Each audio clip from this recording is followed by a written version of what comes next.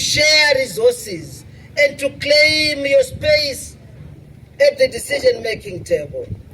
The 2021 survey, MSME, talks about 56.4%, as I said, of the MSMEs as female-owned businesses. Yet many of these women work in isolation. This association, which we are launching today, provides them with a collective identity, a structural network, and an avenue to engage with funders, an avenue to engage with policymakers, and an avenue to access markets. To the inaugural executive committee of the association, I extend my warmest congratulations. Makorokoto amhlope. You have an important task, and your task is to advocate, to unite, and to lead.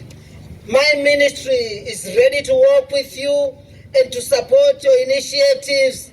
So use this platform to build a strong, inclusive, and impactful movement for women in business. Ladies and gentlemen, as I conclude, let me call upon all stakeholders to work together in building a thriving, inclusive, and sustainable SMEs ecosystem.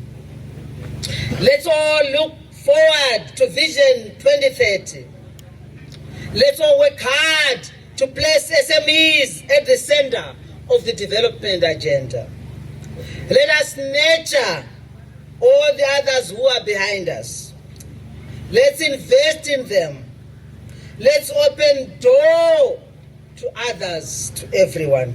And with these remarks, ladies and gentlemen, Madzimambo.